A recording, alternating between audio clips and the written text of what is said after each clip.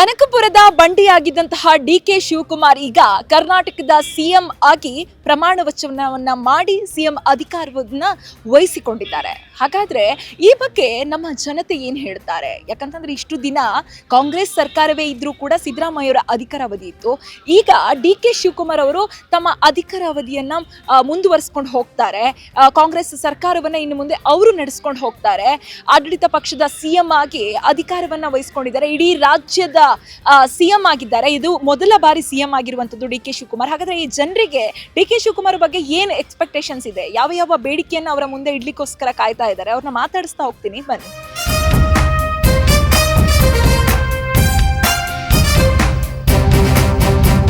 Sir, ಇವತ್ತು ಡಿ.ಕೆ. ಶಿವಕುಮಾರ್ ಅವರ ಪ್ರಮಾಣ ವಚನ, ಸಿಎಂ ಆಗ್ತಾ ಇದ್ದಾರೆ. ಇಷ್ಟು ದಿನ ಡಿ.ಸಿ.ಎಂ ಆಗಿ ಕಾರ್ಯನಿರ್ವಹಿಸಿದ್ರು, ಈಗ ಸಿಎಂ ಆಗ್ತಾ ಇದ್ದಾರೆ. ಅವರ ಜೊತೆಗೆ ಇನ್ನೊಂದಿಷ್ಟು ಶಾಸಕರು ಕೂಡ ಸಚಿವರಾಗಿ ಕಾರ್ಯನಿರ್ವಹಿಸಕ್ಕೆ ಆರಂಭಿಸ್ತಾರೆ. ಹೇಗೆ ಅನಿಸ್ತಿದೆ, ಏನ್ ಹೇಳ್ತೀರಾ?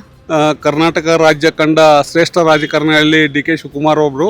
ನಾನು ಕಿತ್ತೂರು ಭಾಗದ ಕಾಂಗ್ರೆಸ್ ಪಕ್ಷದ ಬ್ಲಾಕ್ ಅಧ್ಯಕ್ಷನಾಗಿ ಹೇಳೋದಂದರೆ, ನಮಗೆ ಇವತ್ತು ಕಾಂಗ್ರೆಸ್ ಪಕ್ಷದ ಎಲ್ಲ ಕಾರ್ಯಕರ್ತರಿಗೂ ಹಾಗೂ ನಾಯಕರಿಗೂ ನಾನು ಧನ್ಯವಾದಗಳನ್ನು ಸಲ್ಲಿಸ್ತೇನೆ. ಯಾಕಂದರೆ ನಮ್ಮ ಪಕ್ಷ ಅಧಿಕಾರಕ್ಕೆ ಬರಬೇಕಾದ್ರೆ ಡಿ.ಕೆ. ಶಿವಕುಮಾರ್ ಅವರು ಮತ್ತು ಸಿದ್ದರಾಮಯ್ಯ ಸಾಹೇಬರು ಒಳ್ಳೆಯ ರೀತಿಯಿಂದ ಕಾರ್ಯನಿರ್ವಹಿಸಿದ್ದರಿಂದ ನಮ್ಮ ಕಿತ್ತೂರು ಕ್ಷೇತ್ರದಲ್ಲಿ ನಾವು ಕಾಂಗ್ರೆಸ್ಸನ್ನು ಜಬೇರಿ ಬರೆಸಿದ್ದೇವೆ. ಮಾನ್ಯ ಬಾಬಾ ಸಾಹೇಬ್ ಪೈಲ್ರ ನೇತೃತ್ವದಲ್ಲಿ ಒಳ್ಳೆಯ ಕೆಲಸಗಳು ಕಿತ್ತೂರು ಕ್ಷೇತ್ರದಲ್ಲಿ ನಡೀತಿದೆ. ಡಿ.ಕೆ. ಶಿವಕುಮಾರ್ ಅವರು ಹಿಂದೆ ಸಿದ್ದರಾಮಯ್ಯ ಅವರು 3 ವರ್ಷ ಒಳ್ಳೆಯ ಆಡಳಿತ ಕೊಟ್ಟಿದ್ದಾರೆ. ಡಿ.ಕೆ. ಶಿವಕುಮಾರ್ ಅವರು ಒಳ್ಳೆಯ ಆಡಳಿತವನ್ನು ಕರ್ನಾಟಕಕ್ಕೆ ಕೊಡ್ತಾರೆ ಅನ್ನೋ ಭರವಸೆ ನಮಗಿದೆ. ಈಗ ರಾಜ್ಯಾದ್ಯಂತ ಕಾಂಗ್ರೆಸ್ ಸ್ಟಾರ್ಟಿಂಗ್ ದಿನದಿಂದ ಒಂದು ಹವಾ ಇಟ್ಟಿತ್ತು. ಗ್ಯಾರಂಟಿ ಯೋಜನೆಗಳ ಮೂಲಕ ಮನೆ ತಲುಪಿತ್ತು. ಅದೇ ರೀತಿ ನಿಮ್ಮ ಭಾಗದಲ್ಲಿ ಇವಾಗ ಸಿದ್ದರಾಮಯ್ಯ ಅವರ ನಂತರ ಈಗ ಡಿ.ಸಿ.ಎಂ ಆಗಿದ್ದಂತಹ ಡಿ.ಕೆ. ಶಿವಕುಮಾರ್ ಅವರ ಅಧಿಕಾರ ತಗೊಳ್ತಾ ಇದ್ದಾರೆ. ನಿಮ್ಮ ಕಡೆ ಹೇಗಿದೆ ಸರ್ ಅದರ ಹವಾ? ಏನ್ ಹೇಳ್ತಾ ಇದ್ದಾರೆ ಜನರೆಲ್ಲರೂ? ನಾನು ಇಷ್ಟೇ ಹೇಳೋದು ಮೇಡಮ್, ಡಿ.ಕೆ. ಶಿವಕುಮಾರ್ ಅವರು ಅಂದ್ರೆ ಒಳ್ಳೆಯ ಒಂದು ಶಕ್ತಿ, ಒಂದು ಚೈತನ್ಯ. ಡಿ.ಕೆ. ಶಿವಕುಮಾರ್ ಅವರ ಆಡಳಿತ ಹೇಗಿದೆ ಅಂದ್ರೆ ಯುವಕರ ಒಬ್ಬ ಕಣ್ಮಣಿ. ಡಿ.ಕೆ. ಶಿವಕುಮಾರ್ ಅವರು ಇದಾರೆ ಅಂದರೆ ಅದಕ್ಕೊಂದು ಬಲ, ಅದಕ್ಕೊಂದು ಶಕ್ತಿ. ಸಿದ್ದರಾಮಯ್ಯ ಸಾಹೇಬರು ಇದ್ದಾರೆ ಅಂದರೆ ಅದಕ್ಕೊಂದು ಶಕ್ತಿ, ಒಂದು ಬಲ. ಅದೇ ರೀತಿ ಡಿ.ಕೆ. ಶಿವಕುಮಾರ್ ನಾವು ಬೆಳಗಾಂ ಜಿಲ್ಲೆಯಿಂದ ಬಂದಿರೋದ್ರಿಂದ ನಮ್ಮ ಕಿತ್ತೂರು ಕ್ಷೇತ್ರದಲ್ಲಿ ಒಳ್ಳೆಯ ಕೆಲಸ ಕಾರ್ಯಗಳನ್ನ ನಮ್ಮ ನಾಯಕರು, ನಮ್ಮ ಶಾಸಕರಾದಂಥ ಬಾಬಾ ಸಾಹೇಬ್ ಪೈಲ್ರ ನೇತೃತ್ವದಲ್ಲಿ ಒಳ್ಳೆ ಕಾಮಗಾರಿಗಳು ನಡೆದಿದ್ದಾವೆ. ಒಳ್ಳೆಯ ಅನುದಾನ ಬಂದಿದೆ. ಅದೇ ರೀತಿ ಒಳ್ಳೆಯ ಗ್ಯಾರಂಟಿಗಳನ್ನ ಸಿದ್ದರಾಮಯ್ಯ ಸಾಹೇಬರು ಕೊಟ್ಟಿರೋದ್ರಿಂದ ಬಡ ಜನರಿಗೆ ಪ್ರತಿ ತಿಂಗಳ ಪ್ರತಿಯೊಂದು ಕುಟುಂಬಕ್ಕೆ ಮಹಿಳೆಯರಿಗೆ 2,000 ರೂಪಾಯಿ ದೊರೆಯುತ್ತದೆ. ಅದರಂತೆ ಕರೆಂಟ್ ಬಿಲ್ ಫ್ರೀ ಇದೆ. ಅದರಂತೆ ನಮ್ಮ ಬಡ ಹೆಣ್ಣು ಮಕ್ಕಳಿಗೆ ಉಚಿತ ಬಸ್ ಪ್ರಯಾಣ ಇದೆ. ಮತ್ತು ಅನೇಕ ಯೋಜನೆಗಳನ್ನ ಒಳ್ಳೆಯ ರೀತಿಯಲ್ಲಿ ಒಳ್ಳೆಯ ರೈತರಿಗೆ ಅನುಕೂಲ ಮಾಡಿಸ್ತಿರುವಂಥ ಕಾಂಗ್ರೆಸ್ ಪಕ್ಷಕ್ಕೆ ಡಿ.ಕೆ. ಶಿವಕುಮಾರ್ ಅವರ ಒಂದು ಶಕ್ತಿ ಮತ್ತು ಈ ಕಾಂಗ್ರೆಸ್ ಪಕ್ಷದ ಮುಖ್ಯಮಂತ್ರಿಯಾಗಿ ಡಿ.ಕೆ. ಶಿವಕುಮಾರ್ ಅವರು ಅಧಿಕಾರ ವಹಿಸಿಕೊಳ್ಳುವುದು ನಮ್ಮ ಭಾಗ್ಯ. ಕಿತ್ತೂರಿಗೋಸ್ಕರ ಏನಾದ್ರೂ ಬೇಡಿಕೆಯನ್ನ ಇಡ್ತೀರಾ? ನಿಮ್ಮ ಹೊಸ ಸಿಎಂ ಅವರ ಮುಂದೆ ಏನಾದ್ರೂ ಮಾಡ್ಕೊಡಿ, ಏನಾದ್ರೂ ಅನುದಾನ ಬೇಕು, ಅಥವಾ ಏನಾದ್ರೂ ಒಂದು ಬೇಡಿಕೆ ಇದೆ ಅಂತ? ಇದೆ ಮೇಡಮ್. ನಮ್ಮ ಶಾಸಕರು ಬಹಳ ಒಳ್ಳೆಯ ಕೆಲಸ ಮಾಡ್ತಾ ಇದ್ದಾರೆ. ಕಿತ್ತೂರು ಕ್ಷೇತ್ರದಲ್ಲಿ ಬಹಳಷ್ಟು ಅನುದಾನವನ್ನ ಮಾನ್ಯ ಬಾಬಾ ಸಾಹೇಬ್ ಪೈಲ್ರು ತಂದಿದ್ದಾರೆ.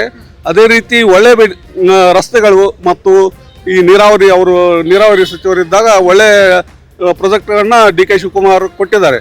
ನಮಗೆ 500 ಈಗ 800 ಕೋಟಿ ರೂಪಾಯಿ ಯೋಜನೆಯನ್ನು ಚನ್ನ ವರ್ಷದಿಂದ ಯಾತ ನೀರಾವರಿ ಯೋಜನೆಯನ್ನು ಡಿ.ಕೆ. ಶಿವಕುಮಾರ್ ಅವರೇ ನಮ್ಮ ಶಾಸಕರಿಗೆ ಅನುದಾನ ಮಂಜೂರು ಮಾಡಿ ಅರ್ಧ ಕೆಲಸ ಮುಗಿದಿದೆ. ಇನ್ನೂ ಸ್ವಲ್ಪ ಕೆಲಸ ಇದೆ. ಅದೇ ರೀತಿ ನೀರು ತುಂಬಿಸೋ ಯೋಜನೆ, ಕೆರೆ ತುಂಬಿಸೋ ಯೋಜನೆ, ಎಲ್ಲ ಯೋಜನೆಗಳನ್ನು ನಮ್ಮ ಶಾಸಕರು ಭಾಳ ಅಚ್ಚುಕಟ್ಟಾಗಿ ಮಾಡ್ತಾ ಇದ್ದಾರೆ. ಡಿ.ಕೆ. ಶಿವಕುಮಾರ್ ಅವರು ಮುಖ್ಯಮಂತ್ರಿಯಾಗಿ ಈಗ ಪ್ರಮಾಣ ವಚನ ಸ್ವೀಕರಿಸೋದ್ರಿಂದ ಮುಂದಿನ ದಿನಮಾನಗಳಲ್ಲಿ ಇನ್ನೂ ಹೆಚ್ಚಿನ ಅನುದಾನವನ್ನು ನಾವು ಯೋಚನೆ ಮಾಡ್ತಾ ಇದ್ದೀವಿ. ಮಲ್ಲಪ್ರಭಾ ಸಕ್ಕರೆ ಕಾರ್ಖಾನೆಗೆ ನಮ್ಮ ಭಾಗದ ಒಂದು ದೊಡ್ಡ ಸಕ್ಕರೆ ಕಾರ್ಖಾನೆ 1970ರಲ್ಲಿ ಆ ಕಾರ್ಖಾನೆ ಪ್ರಾರಂಭ ಆಗಿತ್ತು. ಈಗ ಸಹಕಾರಿ ಸಂಸ್ಥೆ ಆಗಿರೋದ್ರಿಂದ ಒಂದು ಸ್ವಲ್ಪ ಆರ್ಥಿಕ ತೊಂದರೆ ಭಾಳ ಇದೆ ಸಕ್ಕರೆ ಕಾರ್ಖಾನೆಗೆ. ನಾನು ಆ ಕಾರ್ಖಾನೆ ನಿರ್ದೇಶಕರು, ಇವರು ಅಂಗಡಿಯವರು ನಿರ್ದೇಶಕರು. ಈಗ ಸದ್ಯ ನಮ್ಮ ಶ್ರೀಶೈಲ್ ತುರ್ಮರಿ ಅವರಿದ್ದಾರೆ. ನಮ್ಮ ಊರಿನ ಭಾಳಷ್ಟು ಜನ ಅಲ್ಲಿ ನಿರ್ದೇಶಕರಾಗಿ ಕೆಲಸ ಮಾಡ್ತಾ ಇದ್ದಾರೆ. ಆ ರೀತಿ ಚಂದ್ರರಾಜ್ ಹೆಟ್ಟಿಯವರು MLC ಇದ್ದಾರಲ್ಲ, ಅವರೇ ಅಧ್ಯಕ್ಷರಾಗಿರೋದ್ರಿಂದ ಆ ಕಾರ್ಖಾನೆಗೆ ನಾವು 100 ಕೋಟಿ ರೂಪಾಯಿ ಸಹಾಯಧನವನ್ನು ಇಲ್ಲಿ ಅನುದಾನವನ್ನು ಕೊಡಬೇಕಂತೇಳಿ ಈ ಮಂಡ್ಯ, ಮೈಸೂರು ಆ ಕಡೆ ಕೊಡ್ತಾರೆ. ನಮ್ಮ ಮಲ್ಲಪ್ರಭಾ ಸಕ್ಕರೆ ಕಾರ್ಖಾನೆಗೂ ನಮ್ಮ ಶಾಸಕರು ಒತ್ತಾಯ ಮಾಡಿ 100 ಕೋಟಿ ರೂಪಾಯಿ ಡಿ.ಕೆ. ಶಿವಕುಮಾರ್ ಅವರು ಕೊಡಬೇಕಂತ ನಾ ಕೇಳ್ತೀನಿ. ಇವತ್ತಿನಿಂದ ಸಿಎಂ ಆಗಿ ಅಧಿಕಾರವನ್ನ ತಗೊಳ್ತಾ ಇದ್ದಾರೆ. ನೀವು ಕಿತ್ತೂರು ಭಾಗದಿಂದ ಬಂದಿರೋಂಥದ್ದು, ಏನ್ ಹೇಳ್ತೀರಾ ಸರ್? ನಮ್ಮ ಮೈಸೂರಿಂದ ಬಂದಿರೋದು. ಮೈಸೂರು. ಓಕೆ. ನಮಗೆ ಮೈಸೂರು ಭಾಗದಿಂದ ಬಂದಿರತಕ್ಕಂಥದ್ದು ಇವತ್ತು ಜೋಡೆತ್ತ ಥರ ಕೆಲಸ ಮಾಡ್ತಾರೆ ಅಂದರೆ ತಪ್ಪಾಗಲಾರದು. ಕಾರಣ ಇಷ್ಟೇ, ಇವತ್ತು ಮಾನ್ಯ ಸಿದ್ದರಾಮಯ್ಯನವರು ಹೌದು. ನುಡಿದಂತೆ ನಡೆದಿದ್ದಾರೆ. ಅವರು ಏನು ನಾನು CM ಸ್ಥಾನಕ್ಕೆ ರಾಜೀನಾಮೆ ಕೊಡ್ತೀನಿ ಅನ್ನೋದಿತ್ತು, ಅದನ್ನು ಸಂಪೂರ್ಣವಾಗಿ ಕೊಟ್ಟು ಈ ಬಾರಿ ನಮ್ಮ DK ಶಿವಕುಮಾರ್ ಸಾಹೇಬರಿಗೆ ಕೊಟ್ಟಿದ್ದಾರೆ.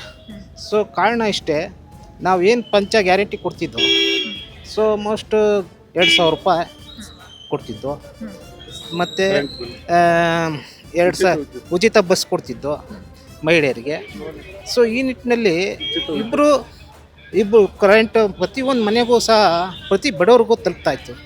ಈ ನಿಟ್ಟಿನಲ್ಲಿ ನಾವೇನು 5 ಸ್ಕೀಮ್ ಭಾಗ್ಯ ಕೊಟ್ಟಿದ್ದೋ ಅದನ್ನು ಮಾನ್ಯ DK ಶಿವಕುಮಾರ್ ಅವರು ಕಂಟಿನ್ಯೂ ಮಾಡ್ಕೊಂಡು ಹೋಗ್ತಾರೆ. ಸೊ ಇದು ರಾಹುಲ್ ಗಾಂಧಿಯವರ ಮತ್ತು ಸೋನಿಯಾ ಗಾಂಧಿಯವರ ಒಂದು ನಿಲುವಾಗಿದೆ.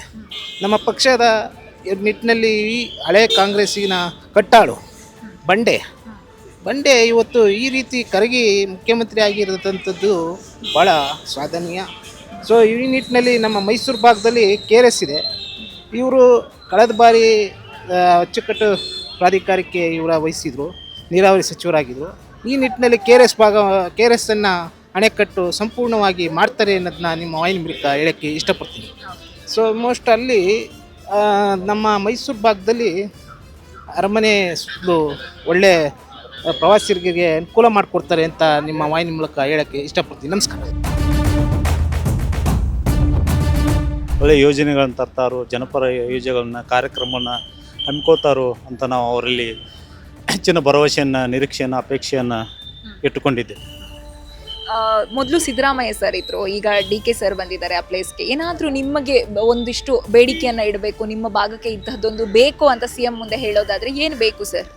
ನಮ್ಮ ಉತ್ತರ ಕರ್ನಾಟಕಕ್ಕೆ ರೈತರಿಗೆ ನೀರಾವರಿ ಯೋಜನೆಗಳಂತ ನಾವು ಬೇಡ್ಕೊತೇವೆ. ನಮ್ಮ ಅಗದಿ ಅವಶ್ಯಕತೆ ಇದೆ. ಮತ್ತು ನಮ್ಮ ಜೀವನಾಡಿ ಆದಂಥ ಮಲಪ್ರಭಾ ಶುಗರ್ ಸಕ್ಕರೆ ಕಾರ್ಖಾನೆ ಒಂದು ಅವಸಾನದ ಅಂಚಿನಲ್ಲಿದೆ. ಆ ಒಂದು ಕಾರ್ಖಾನೆಗೆ ಜೀವನೋದಕ್ಕಾಗಿ ನಾವು ಫಂಡ್ಸನ್ನು ಅವರಲ್ಲಿ ಕೇಳಲು ಬಯಸ್ತೇವೆ. ಅದೇ ಥರನಾಗಿ ಕಿತ್ತೂರು ಚೆನ್ನಮ್ಮ ಕೋಟೆ ಪ್ರಾಧಿಕಾರವನ್ನು ಮಾಡಲು ನಾವು ನೆನೆಸ್ಕೊತೇವೆ. ಅದಕ್ಕೆ ಮಾಡಬೇಕಂತ ಪ್ರಾಧಿಕಾರ ಆಗಿ ಅದಕ್ಕೆ ಅನುದಾನವನ್ನು ಅಭಿವೃದ್ಧಿಪಡಿಸಲು ಮಾಡಬೇಕು ಅಂತ ಒಂದಿಷ್ಟು ಬೇಡಿಕೆಯನ್ನೇ ಇದೆ. ಎಸ್, ಕೇಳಿದ್ರಲ್ಲ ವೀಕ್ಷಕರೇ, ನಮ್ಮ ಜನ ಎಷ್ಟು ಎಕ್ಸ್ಪೆಕ್ಟೇಷನ್ಸ್ ಅನ್ನ ಇಟ್ಕೊಂಡಿದ್ದಾರೆ DK ಶಿವಕುಮಾರ್ ಅವರ ಬಗ್ಗೆ.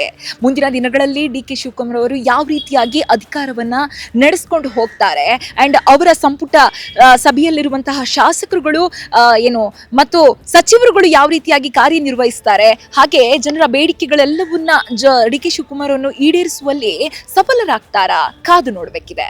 ಇನ್ನಷ್ಟು ಸುದ್ದಿಗಳಿಗಾಗಿ ನೋಡ್ತಾ ಇರಿ Suman TV. Camera person Uday ಜೊತೆ ಶಮಿ ಶೆಟ್ಟಿ, ಸುಮನ್ ಟಿವಿ ಕನ್ನಡ.